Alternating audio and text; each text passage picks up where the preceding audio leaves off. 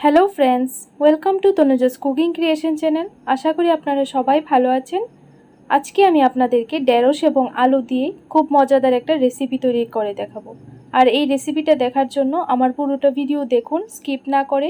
যদি ভালো লাগে আমার চ্যানেলটাকে সাবস্ক্রাইব করে দেবেন। তো প্রথমে আমি চুলায় একটা কড়াই বসিয়ে দিয়েছি, কড়াইটা গরম হয়ে গেছে। এবার আমি 2 টেবিল স্পুন দিয়ে দিলাম অয়েল। অয়েলটা দেওয়ার পর প্রথমে আমি আলুগুলিকে একটু ভেজে নেব। অল্প একটু হলুদ দিয়ে দিলাম, অল্প একটু নুন দিয়ে দিলাম, দিয়ে এবার আলুগুলিকে ভালোভাবে নেড়ে একটু ফ্রাই করে নিতে হবে। এবার আমি 2 মিনিটের জন্য ঢাকা দিয়ে দিলাম। চুলার আঁচটাকে লোতে রেখে ঢাকা দিয়ে ভালোভাবে আলুগুলিকে ভেজে নিতে হবে। তো আলু ভাজা হয়ে গেছে, সেম তেলের মধ্যে আমি ঢেঁড়সগুলিকেও এবার ভেজে নেব। আর ঢেঁড়সগুলিকে এইরকম সাইজ করে কেটে নিতে হবে। তো দেখুন ঢেঁড়সগুলি আমার ভাজা হয়ে গেছে। এবার আমি কড়াইতে দিয়ে দেব 2 টেবিল স্পুন অয়েল। অয়েলটা দেওয়ার পর এবার একটা পেঁয়াজ কুচি করে রেখেছিলাম দিয়ে দিলাম, দিয়ে পেঁয়াজটাকে একটু ফ্রাই করে নেব।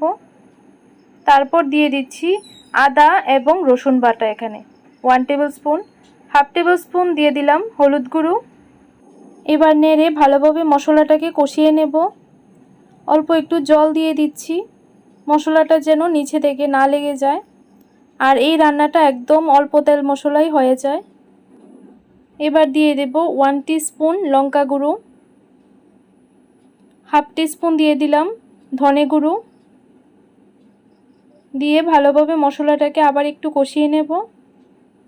এবার 1/2 টিস্পুন দিয়ে দিচ্ছি নুন, নুনটা আপনাদের স্বাদ অনুযায়ী বুঝে দেবেন। আর অল্প একটু দিয়ে দিলাম জিরে গুঁড়ো। আবার মশলাটাকে নেড়ে একটু মিশিয়ে নেব। তারপর দিয়ে দেব ভেজে রাখা আলুগুলি।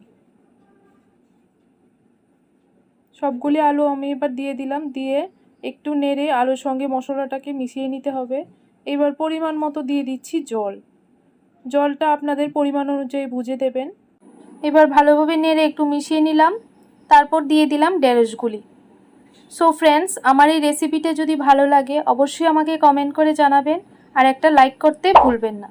তো দেখুন আমি এখানে অল্প একটু চিনি দিয়ে দিলাম। চিনিটা অপশনাল, আপনারা যদি না চান তাহলে স্কিপ করে নিতে পারেন। তো রান্নাটা একদম রেডি, এবার আমি সার্ভ করে নিলাম।